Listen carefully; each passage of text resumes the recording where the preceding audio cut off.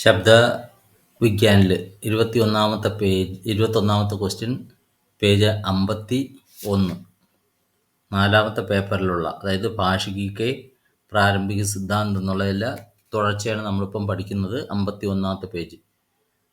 തൊട്ട് മുമ്പിൽ നമ്മൾ പറഞ്ഞു വാക്കുകളെ നമുക്ക് 5 വാക്കുകളെ തരംതിരിക്കാൻ വേണ്ടി 5 ബേസ് ഉണ്ട്. അതിലൊന്ന് ഇതിഹാസ്, दूसरा बनावट, तीसरा अर्थ, चौथा व्याकरणिक प्रयोग और पांचवा परिवर्तन. ഇതിൽ നമ്മൾ ഒന്ന് നോക്കി, अर्थ के आधार पर എന്നുള്ളത് നോക്കി. ഇനി അടുത്തത് ഇതിഹാസ് के आधार पर शब्दों का वर्गीकरण कीजिए. ഹിസ്റ്ററിയെ ആസ്പദമാക്കിയിട്ട് വാക്കുകളെ തരംതിരിക്കുക എന്നുള്ളതാണ്. शब्दों के वर्गीकरण का मुख्यतः 5 आधार होते हैं. വാക്കുകളെ ക്ലാസിഫിക്കേഷൻ നടത്താനായിട്ട് 5 ബേസ് ഉണ്ട്. അതിലൊന്നാണ് ഇതിഹാസ് का आधार. ഇതിഹാസ് के आधार पर शब्द 4 प्रकार के होते हैं. ചരിത്രവുമായി ബന്ധപ്പെടുത്തി നോക്കിയാൽ വാക്കുകൾ 4 തരത്തിൽ ഉണ്ടെന്നാണ്. ഒന്ന് തത്സം, തദ്ഭവ്, ദേശജ് और വിദേശജ്. നേരത്തെ വന്നിട്ടുള്ളത് തന്നെ ഇതൊക്കെ. ഒന്നുകൂടി പറയാം. തത്സം എന്ന് പറഞ്ഞാൽ സംസ്കൃത പദങ്ങളെ അതേപോലെ ഹിന്ദിയിലേക്ക് എടുത്തു. തദ്ഭവ് എന്ന് പറഞ്ഞാൽ സംസ്കൃത പദങ്ങളെ അല്പം പരിവർത്തനം വരുത്തി, അല്പം ചേഞ്ച് വരുത്തി ഹിന്ദിയിലേക്ക് എടുക്കുക. ദേശജ് എന്ന് പറഞ്ഞാൽ ഈ വാക്കുകൾ നമ്മുടെ ദേശത്തിൽ നിന്നുണ്ടായ വാക്കുകളാണ്. അതിൻ്റെ ഉത്ഭവം എവിടെയാണെന്ന് പറയാനും പറ്റില്ല. പണ്ടേ ആൾക്കാർ ഉപയോഗിച്ച വാക്കാണ്.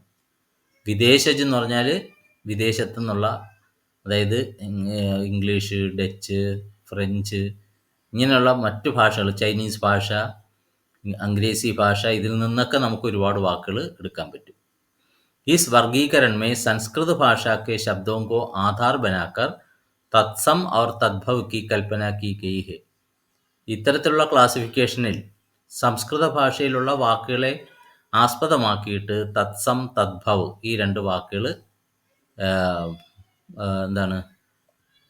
നമുക്ക് സങ്കല്പിക്കാം. ഈ 2 വാക്കുകളെ ആ ബേസ് ചെയ്തിട്ടാണ് എടുത്തേക്കുന്നത്. സംസ്കൃത ഭാഷയിലുള്ള വാക്കുകളെ ആസ്പദമാക്കിയിട്ടാണ് തത്സം, തദ്ഭവ് ഇത് 2 ഉണ്ടായിരിക്കുന്നത്. സംസ്കൃത് കെ ശബ്ദ ഉസി രൂപമേ പ്രയുക്ത് ഹോത്തോ, സംസ്കൃത വാക്കുകൾ അതേ രൂപത്തിൽ പ്രയോഗിച്ചാൽ ഉസേ തത്സം കഹേങ്കെ, അതിനെ തത്സം എന്ന് പറയും. ഉദാഹരണം പിത, മാതാ, ലത, വൃക്ഷ് ഈ വാക്കുകളൊക്കെ സംസ്കൃത പദങ്ങളാണ്. അതേപോലെ ഇതേപോലെയുള്ള വാക്കുകൾ എന്ത് ചെയ്യുന്നു, യാതൊരു മാറ്റവും വരുത്താതെ ഹിന്ദിയിലേക്ക് എടുക്കും. അടുത്ത സംസ്കൃത് കെ ശബ്ദമേ ഥോടാ രൂപ പരിവർത്തൻ കർക്കെ, സംസ്കൃത പദങ്ങളാണ്, പക്ഷെ അതിൽ അല്പം മാറ്റം വരുത്തിയിട്ട് പ്രയുക്ത് ഹോത്തോ ഉസേ തദ്ഭവ് കഹേങ്കെ, അങ്ങനെ പ്രയോഗിച്ചാൽ സംസ്കൃത പദങ്ങളെ അല്പം മാറ്റം വരുത്തി പ്രയോഗിക്കുകയാണെങ്കിൽ അതിനെ തദ്ഭവ് എന്ന് പറയും. ഉദാഹരണം കൃഷ്ണ എന്നുള്ള വാക്ക്, അത് സംസ്കൃതത്തിലുള്ള കാൻഹ എന്നുള്ള വാക്കിൽ നിന്ന് സംസ്കൃതത്തിലുള്ള കൃഷ്ണിൽ നിന്ന് ഉണ്ടായ വാക്ക് കാൻഹ എന്നാണ്. കാൻഹ. ആങ്ക്, അക്ഷി എന്നുള്ള വാക്ക്, ഇതോടെ തിരിച്ചാ വരേണ്ടത് കേട്ടോ.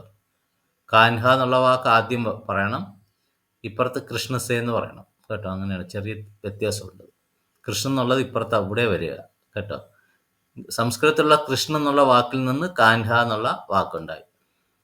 സംസ്കൃതത്തിലുള്ള അക്ഷിയിൽ നിന്നും ആങ്ക് എന്നുള്ള വാക്കുണ്ടായി. സംസ്കൃതത്തിലുള്ള ഹസ്ത് എന്നുള്ളതിൽ നിന്നും ഹാത്ത് ഉണ്ടായി. സംസ്കൃതത്തിലുള്ള ക്ഷേത്ര എന്നുള്ള വാക്കിൽ നിന്നും ഖേത്തുണ്ടായി. അപ്പോൾ അല്പം മാറ്റം വരുത്തിയിട്ട്, സംസ്കൃത പദങ്ങളെ അല്പം മാറ്റം വരുത്തിയിട്ട് ഹിന്ദിയിലേക്ക് ഉപയോഗിച്ചാൽ അതിനെന്താ പറയുക, തദ്ഭവ് എന്നാണ് പറയുക. തദ്ഭവ്.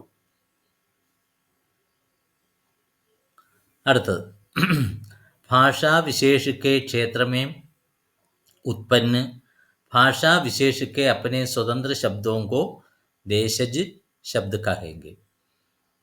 ഒരു പ്രത്യേക ഭാഷയുടെ അതിൻ്റെ പ്രദേശങ്ങളിൽ ആ പ്രത്യേക ഭാഷയിൽ നിന്നുണ്ടായ സ്വതന്ത്രമായിട്ടുള്ള ശബ്ദങ്ങളെയാണ് ദേശജ് എന്ന് പറയുക. ദേശ് പ്ലസ് ജായാണ്. നമ്മുടെ ദേശത്തിൽ നിന്നും നാട്ടിൽ നിന്നും ജ എന്ന് പറഞ്ഞാൽ ജനിച്ചത്. നമ്മുടെ നാട്ടിൽ തന്നെയുള്ള വാക്കാണ്. ഉദാഹരണം പേട്, ഗാഡി, ഝഗഡ, ഈ വാക്കുകൾ പണ്ട് പണ്ടേ നമ്മുടെ നാട്ടിൽ ഉള്ളതാണ്. അതിൻ്റെ ഉത്ഭവ സ്ഥാനം എവിടെ നിന്നാണ് നമുക്ക് പറയാൻ പറ്റില്ല. भाषा विशेष के क्षेत्र से बाहर के शब्दों को अर्थात अन्य देश से आगत शब्दों को विदेशज कहते हैं. ആ പ്രത്യേക ഭാഷയുടെ ഏരിയയിൽ നിന്നും പുറത്തുള്ള വാക്കുകൾ, അല്ലെങ്കിൽ മറ്റ് രാഷ്ട്രത്തിൽ നിന്നും അല്ലെങ്കിൽ മറ്റ് ദേശത്തിൽ നിന്നും ആഗത് ശബ്ദം വന്ന, ഹിന്ദിയിലേക്ക് വന്ന വാക്കുകളെയാണ് എന്താ പറയുക, വിദേശജ് എന്ന് പറയുക. വിദേശ് ജ്, ജ എന്ന് പറഞ്ഞാൽ ജനിച്ചത്, വിദേശത്ത് നിന്ന് ഉണ്ടായത്, വിദേശ ഭാഷകളിൽ നിന്ന് ഇങ്ങോട്ടെടുത്തത്. इस अर्थ में हिंदी में प्रयुक्त द्राविड शब्द भी विदेशज हुई. ഹിന്ദി എന്നുള്ള ആര്യ ഭാഷയാണ്. നമ്മുടെ സൗത്ത് ഇന്ത്യയിലുള്ള ഭാഷ ദ്രാവിഡ ഭാഷയാണ്. ദ്രാവിഡ ഭാഷയിലുള്ള ഏതെങ്കിലും വാക്ക് ഹിന്ദിയിലേക്ക് വന്നാൽ അതും എന്ത് തന്നെ, വിദേശജ് തന്നെയാണ്. पर सामान्य रूप से विदेशी या फॉरेन शब्दों को ही विदेशज कहने का क्रम है. എന്നാൽ സാധാരണയായിട്ട് നമുക്ക് വിദേശ വാക്കുകൾ, അതായത് ഫോറിൻ വാക്കുകൾ അതിനെയാണ് നമ്മൾ വിദേശജ് എന്ന് പറയുക. കോട്ട്, കോളേജ്, സ്കൂൾ, പെൻസിൽ, ഇതൊക്കെ നമ്മുടെ വാക്കുകളല്ല, വിദേശ വാക്കുകളാണ്.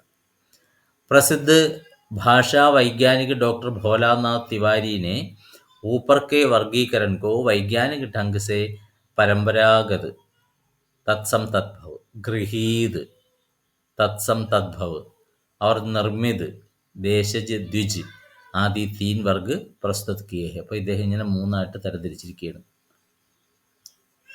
जब कोई भाषा विकसित होती है उस समय परंपरा से प्राप्त शब्दों को परंपरागत शब्द कहते हैं.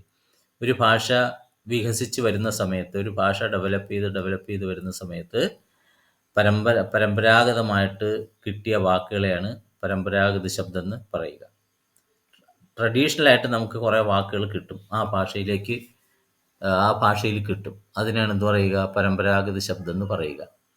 അപഭ്രംശ് സേ ഹിന്ദി കാ വികാസ് ഹോത്തെ ഹോത്തെ, അപഭ്രംശ് ഭാഷയിൽ നിന്നും ഹിന്ദി വികസിച്ച് വന്നതോടുകൂടി അപഭ്രംശ സേ പ്രാപ്ത ശബ്ദവും കോ ഹിന്ദി കെ പരമ്പരാഗത ശബ്ദ കഹത്തെ ഹെ. അപഭ്രംശ് ഭാഷയിൽ നിന്നും കിട്ടിയ വാക്കുകളെ ഹിന്ദിയുടെ പരമ്പരാഗത വാക്കുകളെന്ന് പറയാം. ഇൻമേ തത്സം ഔർ തദ്ഭവ് ഹോ സക്തേ ഹെ. ഇതിൽ തത്സം സംസ്കൃത പദങ്ങളും ഉണ്ടാകാം, സംസ്കൃത പദങ്ങളെ അല്പം പരിവർത്തനം വരുത്തിയിട്ട് എടുക്കുന്ന വാക്കുകളും ഉണ്ടാകാം. भाषा के विकसित होने के बाद आवश्यकतानुसार देशी विदेशी भाषाओं से जो शब्द लिए जाते हैं उन्हें गृहीत कहेंगे. ഒരു ഭാഷ വികസിച്ച് വരുന്നതോടുകൂടി ആവശ്യാനുസരണം നമ്മുടെ ഭാഷയിൽ ആ വാക്കുകളില്ല എങ്കിൽ നമ്മുടെ നാട്ടിൽ നിന്നും വിദേശത്തു നിന്നുമുള്ള ഭാഷകളിൽ നിന്ന് കുറച്ച് വാക്കുകൾ നമ്മൾ എന്ത് ചെയ്യുന്നു, കടമായിട്ടെടുക്കില്ല, കുറച്ച് വാക്കുകളെ നമ്മൾ എടുക്കുന്നു. ഉനെ ഗൃഹീത് കഹെങ്ക, അതിനെയാണ് ഗൃഹീത് എന്ന് പറയുക. വിദേശ ഭാഷകളിൽ നിന്നും നമ്മുടെ ദേശത്തുള്ള തന്നെ മറ്റ് ചില വാക്കുകളെ ഒക്കെ നമ്മൾ എടുക്കുന്നു. അതിനാണ് എന്താ പറയുക, ഗൃഹീത് വാക്കുകൾ എന്ന് പറയുക. ജിസ് ഭാഷാസേ ശബ്ദ ഗൃഹീത് ഹുയേ, ഏത് ഭാഷയിൽ നിന്നാണോ വാക്കുകൾ എടുത്തത്, ഗൃഹീത് ഹോന ഗ്രഹൺ കർണ, സ്വീകരിക്കുക. उस भाषा के आधार पर गृहीत शब्दों के तत्सम तद्भव भेद मानना चाहिए. ഏത് ഭാഷയുടെ വാക്കുകളാണോ, ഏത് ഭാഷയിൽ നിന്നാണോ വാക്കുകൾ കടമെടുക്കുക അല്ലെങ്കിൽ സ്വീകരിക്കപ്പെട്ടത്, ആ ഭാഷയെ ആസ്പദമാക്കി ഗൃഹീത വാക്കുകളെ തത്സം തദ്ഭവ് എന്ന് തരംതിരിക്കാവുന്നതാണ്. തരംതിരിക്കുന്നതിൽ തെറ്റില്ല, തരംതിരിച്ച് വയ്ക്കേണ്ടത് അനിവാര്യമാണ്, അല്ലെങ്കിൽ അങ്ങനെ വയ്ക്കാം, തെറ്റൊന്നുമില്ല എന്നാണ്. ഉദാഹരണം, അംഗ്രേസി ഹോസ്പിറ്റൽ സെ ഹിന്ദി അസ്പത്താൽ. ഓഫീസർ, അഫസർ എന്നുള്ളത് സ്കൂൾ ഹിന്ദി വാക്കാണ്, അത് സ്കൂൾ ഹിന്ദിയിൽ ഉപയോഗിക്കും, അല്ല ഇംഗ്ലീഷ് വാക്ക് അതിനെ ഹിന്ദിയിൽ ഉപയോഗിക്കും. ഓഫീസർ എന്നുള്ളത് അല്പം മാറ്റം വരുത്തിയിട്ട് അഫസറാക്കി, ഹോസ്പിറ്റൽ എന്നുള്ളത് അസ്പത്താലായി. ഭാഷാ കെ അപ്പനെ പ്രദേശ് മേ ബനെ ശബ്ദ് നിർമ്മിത ശബ്ദ് ഹോത്തെ ഹെ. ഭാഷയിൽ സ്വന്തം പ്രദേശത്ത് നിന്ന് ഉണ്ടായ വാക്കുകളെ നിർമ്മിത ശബ്ദം, നിർമ്മിച്ച വാക്കുകൾ, സ്വയം ഉണ്ടായതല്ല, നിർമ്മിച്ച വാക്കുകളാണ്. ഭാഷാവിശേഷിക്കെ അപ്പനെ ശബ്ദ് ദേശജ് ഹോത്തെ ഹെ. സ്വന്തം ഒരു ഭാഷയെ സംബന്ധിച്ചിടത്തോളം ആ പ്രത്യേക ഭാഷയിലുള്ള ആ പ്രദേശത്തെ വാക്കുകളൊക്കെ നമുക്കെന്ത് പറയാം, ദേശജ് എന്ന് പറയാം. ഭാഷാക്ക് ആവശ്യക്താവും സേ പ്രേരിത് ഹോക്കർ, ഭാഷയുടെ ആവശ്യത്തിന് ആവശ്യങ്ങളാൽ പ്രേരിതമായിട്ട് എന്ന് പറഞ്ഞാൽ ഭാഷയിൽ കുറേ വാക്കുകൾ ഇനി ആവശ്യമാണ് എന്ന് കാണുമ്പോൾ ദേശജ് വാ വിദേശി ശബ്ദവും കെ മേൾസേ ജോ ശബ്ദ നിർമ്മിത് ഹോത്തേ ഹെ, ചിലപ്പം നമ്മുടെ നാട്ടിലുള്ള വാക്കുകളായിരിക്കും, അതുപോലെ ചില വിദേശ വാക്കുകൾ, ഗ്രഹീത വാക്കല്ലേ വിദേശ വാക്കുകൾ, ഈ വാക്കുകളെ കൊണ്ട്, അതായത് നമ്മുടെ നാട്ടിലുള്ള വാക്കും വിദേശ വാക്കുകളെയും കൊണ്ട് എന്തുണ്ടാക്കുന്നു, പുതിയ പുതിയ വാക്കുകൾ നിർമ്മിച്ചെടുക്കും. ഉനെ ദ്വിജ് ശബ്ദ കഹത്തെ, അതിനെ നമുക്ക് ദ്വിജ് എന്ന് പറയാം. ഉദാഹരണത്തിന് ഇപ്പോൾ റെയിൽ ഗാഡി എന്നുള്ളതിൽ റെയിൽ എന്നുള്ള ഇംഗ്ലീഷും ഗാഡി എന്നുള്ളത് നമ്മുടെ നാട്ടിലുള്ള ദേശജ് വാക്കുമാണ്. ഇത് രണ്ടും കൂടെ ചേർത്ത് ഒരു പുതിയ വാക്ക് ഉണ്ടായി. शब्दों के वर्गीकरणों में ഇതിഹാസ് കെ ആധാർ കാ വർഗീകരൺ ബഹുത്ത് മഹത്വപൂർണ്ണ ഹെ. വാക്കുകളുടെ ക്ലാസിഫിക്കേഷനിൽ ഹിസ്റ്ററിയെ ആസ്പദമാക്കി, ചരിത്രത്തെ ആസ്പദമാക്കിയുള്ള ഈ വർഗീകരൺ വളരെയധികം പ്രധാനപ്പെട്ടത് തന്നെയാണ്. അടുത്ത വ്യാകരണ കോഡിയാം കോൻ കോൻ സി ഹെ. വ്യാകരണിക്ക് കോഡിയാം വ്യാകരണം ആയിട്ട് ബന്ധപ്പെട്ടതാണ് കേട്ടോ. संज्ञा, सर्वनाम, विशेषण, क्रियाविशेषण, संबंध सूचक, योजक, द्योतक आदि रूप वैज्ञानिक संवर्गों के अंदर व्याकरणिक दृष्टि से अन्य कुछ वर्ग बंधन होते हैं. उन्हें व्याकरणिक कोडियां कहते हैं. എന്തൊക്കെയാണ്?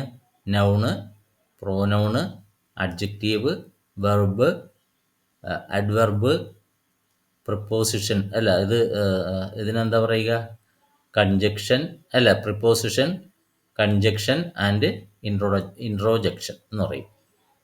ക്രിയാവിശേഷണം, പിന്നെ പ്രിപ്പോസിഷൻസ്, പിന്നെ അതുപോലെ യോജക് എന്ന് പറഞ്ഞാൽ രണ്ട് വാക്യങ്ങളെ തമ്മിൽ യോജിപ്പിക്കുന്നത്, അതാണ് യോജക്. ഇപ്പോൾ ഗാന്ധിജീനെ കഹ ഹിന്ദി ഹമാരി രാഷ്ട്രഭാഷ ഹേ, ഗാന്ധിജീനെ കഹ കി ഹിന്ദി ഹമാരി രാഷ്ട്രഭാഷ ഹെ. അങ്ങനെ രണ്ട് വാക്യങ്ങളെ കൂട്ടി യോജിപ്പിക്കാനായിട്ടവിടെ നമ്മൾ കി ചേർത്തു. അങ്ങനെയുള്ളതിനാണ് യോജക് എന്ന് പറയുക. ദ്യോതക് എന്ന് പറഞ്ഞാൽ നമ്മൾ ചിലപ്പം ആശ്ചര്യത്തോടുകൂടി പല വാക്കുകളും പ്രകടിപ്പിക്കാറുണ്ട്, അതിനാണ് ദ്യോതക് എന്ന് പറയുക. ഇതിനെ ഇംഗ്ലീഷിൽ പാർട്സ് ഓഫ് സ്പീച്ച് എന്നാണ് പറയുക. എന്താ പറയുക? പാർട്സ് ഓഫ് സ്പീച്ച് എന്നാ പറയുക. ഇതൊക്കെ എന്താണ്? രൂപവൈജ്ഞാനിക സമ്പർക്കവും കെ അന്തർ, രൂപവൈജ്ഞാനിക വിഭാഗത്തിൻ്റെ ഉള്ളിൽ വ്യാകരണിക ദൃഷ്ടിസെ അന്യ കുച്ച് വർഗബന്ധൻ ഹോത്തെ ഹെ. വ്യാകരണപരമായിട്ട് നോക്കിയാൽ മറ്റ് ചില വർഗബന്ധനങ്ങളും ഉണ്ടായിരിക്കും. ഉനെ വ്യാകരണിക് കോഡിയ കഹത്തെ ഹെ. ലിംഗ്, വചൻ, പുരുഷ്, കാരക്, കാൽ, പ്രകാർ, വൃത്തി ആദി വ്യാകരണിക് കോഡിയ ഹെ. ഇപ്പോൾ വ്യാകരണിക് കോഡിയാം ഏതൊക്കെയാണെന്ന് ചോദിച്ചാൽ ലിംഗ്, വചൻ, പുരുഷ്, കാരക് അറിയാലോ, നേ കോസേ കെ ലിയെ കാക്കേക്ക്, കാൽ, പ്രകാർ, വൃത്തി, ഇതൊക്കെ വ്യാകരണിക് കോഡിയ അതിൻ്റെ ഉള്ളിൽ വരുന്നു. ലിംഗ് സംജ്ഞാവോമേ വ്യാപക രൂപസേ പായി ജാനേ വാലി വ്യാകരണിക് കോഡി ഹെ. ലിംഗ് എന്ന് പറയുന്നത്, പുല്ലിംഗം സ്ത്രീലിംഗം എന്ന് പറയുന്നത് നൗണുകളിൽ വ്യാപകമായിട്ട് കാണപ്പെടുന്ന ഒരു വ്യാകരണിക് കോഡിയാണ്. ലിംഗ് ഏക് ഭാഷായി തത്വ ഹെ. എന്താ ലിംഗ്? അതൊരു തത്വം, ഭാഷയിലുള്ള ഒരു തത്വമാണ്. इसका नर या मादा के भेद से कोई സംബന്ധ് നഹി ഹെ. ആണ് പെണ്ണ് എന്നുള്ള ആ വ്യത്യാസവുമായിട്ട് ബന്ധമില്ലാത്തതാണ്. എന്ന് പറഞ്ഞാൽ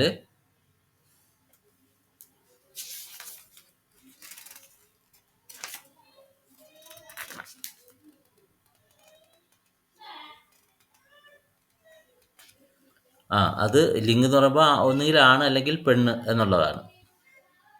അത് ആൺ പെൺ തിരിവില്ലാതെ നമുക്ക് പുല്ലിംഗം സ്ത്രീലിംഗം കണ്ടു. നർ എന്ന് പറഞ്ഞാൽ പുരുഷവർഗം, മാതാ എന്ന് പറഞ്ഞാൽ സ്ത്രീവർഗം. ഇതുമായിട്ട് ബന്ധം ഇല്ലാത്തതാണ് എന്ന് പറഞ്ഞാൽ എന്തർത്ഥം? ഹിന്ദിയിലുള്ള എല്ലാ വാക്കുകളും നമുക്ക് നർ യാ മാതാ എന്ന് പറയാൻ പറ്റില്ലല്ലോ. പറ്റൂ? ഉദാഹരണത്തിന് കലം എന്നുള്ള വാക്ക്, അത് നമുക്ക് നർ എന്ന് പറഞ്ഞാൽ ആണെന്നർത്ഥം, മാതാ എന്ന് പറഞ്ഞാൽ പെണ്ണെന്നർത്ഥം. കലം എന്നുള്ള വാക്ക് ആണാണോ പെണ്ണാണോ എന്ന് നമുക്ക് സാധാരണ രൂപത്തിൽ പറയാൻ പറ്റില്ല. പക്ഷേ ഹിന്ദിയിൽ ഈ വ്യത്യാസമില്ലാതെ പുല്ലിംഗം സ്ത്രീലിംഗം നമുക്ക് കണ്ടുപിടിക്കേണ്ടി വരും. वैसे सामान्य रूप से पुरुषवाची शब्दों को पुल्लिंग में और स्त्रीवाची शब्दों को स्त्रीलिंग में माना जाता है. പൊതുവായിട്ട് നോക്കിയാൽ പുരുഷവാചി വാക്കുകളെ പുല്ലിംഗമെന്നും സ്ത്രീവാചി വാക്കുകളെ നമുക്ക് സ്ത്രീലിംഗമെന്നും കണക്കാക്കാം. അചേതൻ പദാർത്ഥമേ ഭി ലിംഗ കാ ആരോപ് കിയാ ജാതാ ഹൈ. അചേതൻ ജീവനില്ലാത്ത പദാർത്ഥങ്ങളെയും നമുക്ക് ലിംഗ് അല്ലെങ്കിൽ പുല്ലിംഗം സ്ത്രീലിംഗം അത് കണ്ടുപിടിക്കേണ്ടി വരും. संस्कृत में 3 लिंग है, हिंदी में 2 ही लिंग माने गए हैं. लिंग को सूचित करने के लिए ई, आ आदि रूपिमों का प्रयोग होता है. പുല്ലിംഗ സ്ത്രീലിംഗത്തെ കണ്ടുപിടിക്കാൻ വേണ്ടി അല്ലെങ്കിൽ സൂചിപ്പിക്കാനായിട്ട് ഈ എന്നും ആ എന്നുമുള്ള രൂപിം എന്ന് പറഞ്ഞാൽ അറിയാമല്ലോ, വാക്കിൻ്റെ ശകലങ്ങളെ നമുക്ക് പ്രയോഗിക്കേണ്ടതായിട്ട് വരും. ഉദാഹരണത്തിന് ലഡ്കി, ലഡ്ക, ഇത് നമുക്ക് കോമൺ ആയിട്ട് ഈ എന്നും ആ എന്നും പറയുന്നു എങ്കിൽ കൂടിയും ഈ ഒരു രീതിയിൽ സ്ത്രീലിംഗം പുല്ലിംഗം നമുക്ക് കണ്ടുപിടിക്കാൻ ബുദ്ധിമുട്ടാണ്. പാനി നോക്കൂ, അതിൽ ഈ ഉണ്ട്, പക്ഷേ അത് പുല്ലിംഗത്തിലാണ് ഉപയോഗിക്കുക. വചൻ ഏക് ഐസി വ്യാകരണ കോഡി ഹെ, മറ്റൊരു വ്യാകരണിക് കോഡിയാണ് ഏത്, വ്യാകരണത്തിൻ്റെ നിലവാരമുള്ള മറ്റൊരു വാക്കാണ് ഏത്, വചൻ. ജിസ്കാ സീധാ സംബന്ധ സംഖ്യാസ ഹെ, വചൻ എപ്പോഴും സംഖ്യയുമായിട്ട് ബന്ധപ്പെട്ടിരിക്കുന്നു. കപി കപിത്തോ ആദര സൂചക അർത്ഥമേയും ബഹുവചൻ കാ പ്രയോഗ ഹോത്താ ഹെ, ചിലപ്പോൾ നമുക്ക് റെസ്പെക്റ്റ് കൊടുക്കേണ്ട സമയത്തും ബഹുവചന വാക്ക് ഉപയോഗിക്കാറുണ്ട്. അവർ വഹാം സംഖ്യ സേ കോയി സംബന്ധ് നഹി, അവിടെ സംഖ്യയുമായിട്ട് യാതൊരു ബന്ധവും ഇല്ല. സംസ്കൃതമേ 3 വചൻ ഹെ. 3 വചൻ ഏതൊക്കെയാണ് സംസ്കൃതത്തിലുള്ളത്? പുല്ലിംഗം അല്ല, ഏകവചനം, ദ്വിവചനം, ബഹുവചനം, അങ്ങനെ 3 വചനങ്ങളാണ് സംസ്കൃതത്തിലുള്ളത്. ഹിന്ദി മേ 2 ही वचन माने गए हैं. पुरुष सर्वनामों मात्र में मिलने वाली व्याकरणिक, पुरुष सर्वनामों मात्र में मिलने वाली व्याकरणिक कोडी है, जिसका प्रभाव क्रिया रूप रचना पर अवश्य पड़ता है. ഇപ്പോൾ ഈ പുരുഷ് എന്ന് പറയുന്നത് നമുക്കറിയാം, പുല്ലിംഗം സ്ത്രീലിംഗം എന്നുള്ളതല്ല, പുരുഷല്ല നമ്മൾ പറയില്ലേ. അപ്പോൾ ലഡ്ക പഠിത്താ ഹേ, ലഡ്കി പഠിത്തി ഹേ, ഇതിനെയാണ് അവിടെ പുരുഷെന്ന് പറയുക. അത് സർവനാമങ്ങളെ കാണുന്ന വ്യാകരണ കോഡിയാണ്. സർവനാമങ്ങളിൽ കാണും. നോക്കൂ, ഉദാഹരണത്തിന് വഹ് പഠിത്താ ഹേ, വഹ് പഠിത്തി ഹേ. അപ്പോൾ അവിടെ വഹ് ആണായിട്ടും പെണ്ണായിട്ടും ഉപയോഗിക്കുന്നുണ്ട്, പക്ഷേ അവിടെ വ്യത്യാസം എവിടെയാണ്? ആ ക്രിയാഭാഗത്താണ് കാണപ്പെടുന്നത്. അപ്പോൾ ക്രിയയിലാണ് ആ പുരുഷ് എന്നുള്ളതിൻ്റെ ആ പ്രഭാവം, സ്വാധീനം ഉണ്ടാവുക. പുരുഷ് 3 മാനെ ഗയേ ഹേ, ഉത്തം പുരുഷ്, മധ്യം പുരുഷ് और अन्य പുരുഷ. ഫസ്റ്റ് പേഴ്സൺ, സെക്കൻഡ് പേഴ്സൺ और തേർഡ് പേഴ്സൺ. അത് നമ്മൾ പിന്നെ ഫസ്റ്റ് പേഴ്സൺ എന്ന് പറഞ്ഞാൽ നമ്മൾ ആരാണോ സംസാരിക്കുന്നത് അയാൾ, ആ ഒരു വ്യക്തിയെ പറ്റിയോ അല്ലെങ്കിൽ കുറേ ആൾക്കാർക്ക്, ഇപ്പം ഞാൻ, ഞങ്ങൾ, ഞാൻ എന്നുള്ള ഒരാൾ സംസാരിക്കുന്നു, ഞങ്ങൾ എന്ന് പറയുമ്പോൾ കുറേ ആൾക്കാർ സംസാരിക്കുന്നു, അതാണ് ഉത്തമ പുരുഷ്. ഐ എന്നുള്ളത്, വി എന്നൊക്കെ ഹിന്ദിയിൽ, ഇംഗ്ലീഷ് പറയില്ലേ, മേ, ഹം, അതാണ് ഹിന്ദിയിൽ പറയുക. അതുപോലെ മധ്യമ പുരുഷ് എന്ന് പറഞ്ഞാൽ നമ്മൾ ആരോടാണോ സംസാരിക്കുന്നത്, ഒരാൾ സംസാരിക്കുമ്പോൾ വേറൊരാൾ കേൾക്കാനുണ്ടാവണം, ആ കേൾക്കുന്ന ആളാണ് മധ്യമ പുരുഷിൽ വരിക. അന്യപുരുഷൻ എന്ന് പറഞ്ഞാൽ ഒരാൾ പറയുന്നു, മറ്റൊരാൾ കേൾക്കുന്നു വേറൊരു വ്യക്തിയെപ്പറ്റി, അതാണ് അന്യപുരുഷൻ. അവൻ, അവൾ, അദ്ദേഹം, വേറൊരാളുടെ പറ്റി നമ്മൾ പറയുന്നു, അതാണ്. कारक नाम को कोडी संज्ञा और സർവനാമം സെ വിശേഷ സമ്പത്ത് ഹെ, നൗണും പ്രോനൗണുമായിട്ട് ബന്ധമുള്ളതാണ് അത് കാരക്. വിഭക്തി എന്നൊക്കെ പറയും മലയാളത്തിൽ കേട്ടോ. സംസ്കൃതമേ 8 രൂപ് മാനെ ഗേ ഹെ, സംസ്കൃതത്തിൽ 8 കാരക്കുണ്ട്.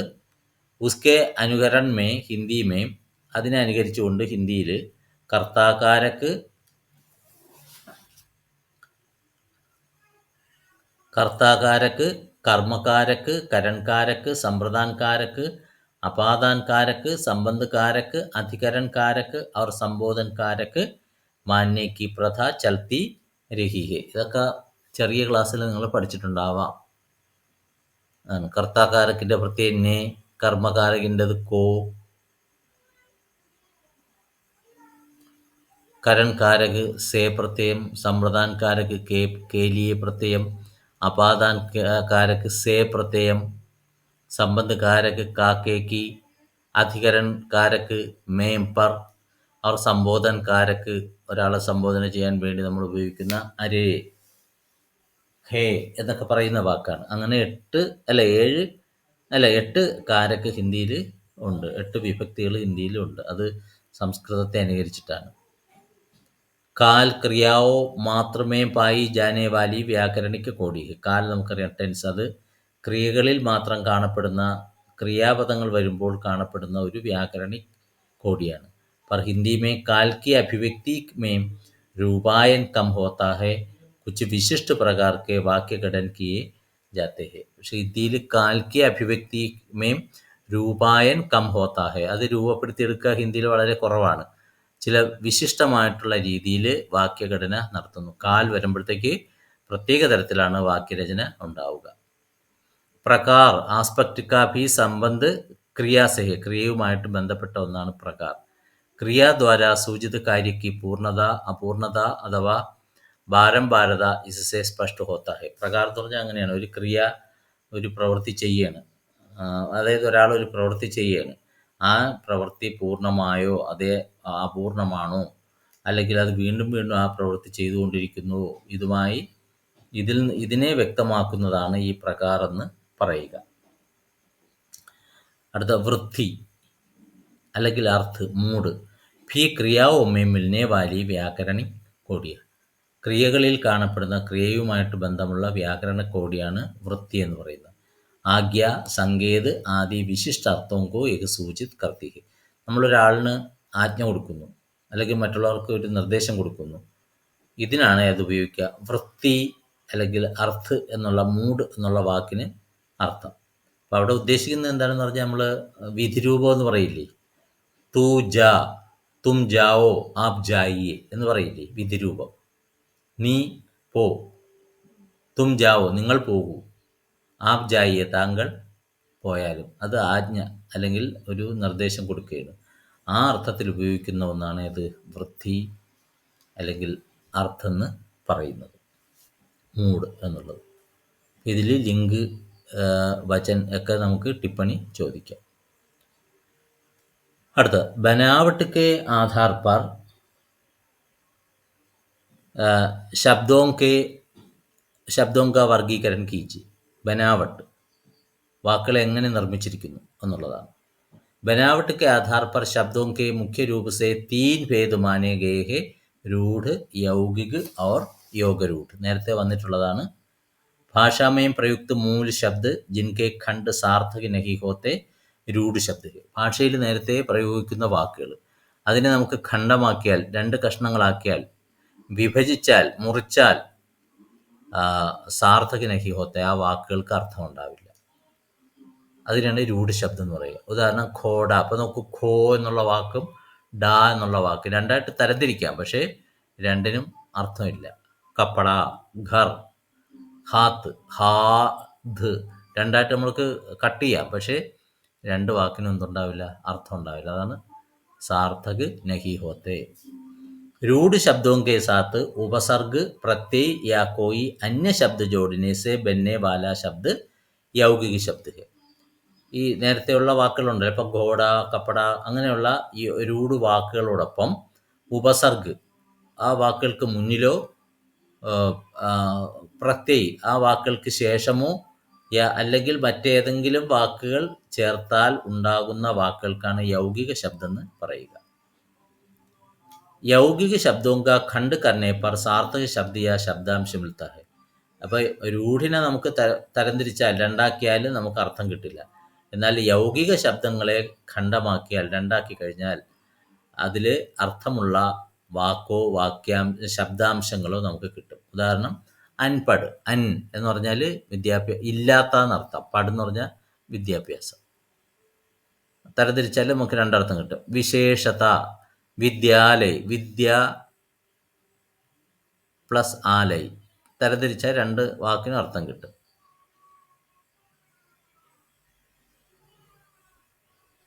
जो शब्द बनावट में यौगिक पर विशिष्ट अर्थ को लेकर रूढ़ हो उसे യോഗരൂഢ ശബ്ദ കഹേങ്കെ. യോഗരൂഢ എന്ന് പറഞ്ഞാൽ എന്തർത്ഥം?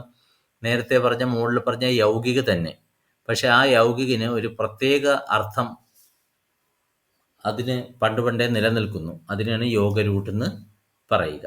നോക്കൂ, ജലജ്, ജൽ പ്ലസ് ജ, അത് അത് യൗകിക ശബ്ദമാണ്. തരംതിരിച്ചാൽ രണ്ടിനും അർത്ഥം കിട്ടും. ജൽ എന്ന് പറഞ്ഞാൽ വെള്ളം, ജ എന്ന് പറഞ്ഞാൽ ജനിച്ചത്. പക്ഷേ വെള്ളത്തിൽ നിന്ന് ജനിച്ച എല്ലാത്തിനെയും നമുക്ക് എന്ത് പറയാൻ പറ്റില്ല, ജലജ് എന്ന് പറയാൻ പറ്റില്ല. അതിന് പ്രത്യേകമായിട്ടൊരു അർത്ഥമുണ്ട്, താമര എന്നാണ്. അതുപോലെ പങ്കജ്, പങ്കത്തിൽ നിന്നും ജനിച്ചത്. പങ്ക് എന്ന് പറഞ്ഞാൽ ചെളി, ചെളിയിൽ നിന്നും ജനിച്ചത്. ചെളിയിൽ നിന്നുണ്ടായതെല്ലാം പങ്കജല്ല, താമരയ്ക്കാണ് പങ്കജ് പറയുക. ഇനി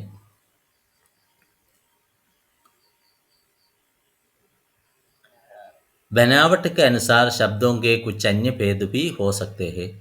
സമസ്ത ശബ്ദ് കോമ്പൗണ്ട് വേർഡ്സ് ഉണ്ട്. പാഠശാല, യജ്ഞകുണ്ട്, റസോയിഘർ ആദി. പുനരുക്ത് ശബ്ദ് ഡബ്ലറ്റ്, അതായത് നമുക്ക് ആവർത്തിച്ച് പറയണ്ടേ. പൂർണ്ണ പുനരുക്ത്, ജയ് ജയ്, ദിൻ ദിൻ, റോം റോം ആദി. അപൂർണ പുനരുക്തുണ്ട്, ബീച്ച് ബച്ചാവ്. അതുപോലെ അനുകരൺ മൂലക് ശബ്ദ്, ഇമിറ്റേറ്റീവായിട്ടുള്ള വാക്കുകൾ. ധ്വന്യാത്മക അനുകരൺ, അത് സൗണ്ടോടുകൂടി അനുകരിക്കുകയാണ്. ധഡ് ധഡ്, ഫട്ട് ഫട്ടിയ, ഫട്ടാഫട്ട്, ധനാധൻ, ഈ വാക്കുകളൊക്കെ. ഇനി അനുവാദ് യുഗ്മക്, ട്രാൻസ്ലേഷൻ കോമ്പൗണ്ട്. വിദേശ് പ്ലസ് ദേശജ്, രണ്ടും കൂടെ ചേർന്നിട്ടുള്ളത്. ഹാട്ട് ബാസാർ, ഖേൽ തമാശ, സാഗ് സബ്ജി, ലാജ് ശരം, കാഗസ് പത്ഥർ ആദി. ഇനി ദേശജും കൂടെ ചേർന്നിട്ട് നമ്മുടെ നാട്ടിലുണ്ടായ വാക്കുകൾ തമ്മിൽ കൂട്ടിച്ചേർത്തിട്ട്. കാംകാജ്, ഇത് രണ്ടും നമ്മുടെ നാട്ടിലുള്ള വാക്കാണ്. ബനാവ്, സിംഗാർ ആദി. പിന്നെ വിദേശ വാക്കും നമ്മുടെ വിദേശത്തുള്ള വിദേശ വാക്കും വേറൊരു വിദേശ വാക്കും കൂടെ. ഇസ്സത്ത് ആവരു, ദവാദാരു, സീൽ മുഹർ, നാസ് നഖര. ഇനി പ്രതിധ്വനി ശബ്ദ് എക്കോ വേർഡ്സ് ആണ്. കാം വാം, ഖോഡ ഓട, ചായ് വായ് ആദി. ഇതാണ് എൻ്റെ വാക്കുകൾ കേട്ടോ. ഇനി കുറച്ച് ടിപ്പണിയാണ്, അത് അടുത്ത ക്ലാസ്സിലേക്ക് നോക്കാം.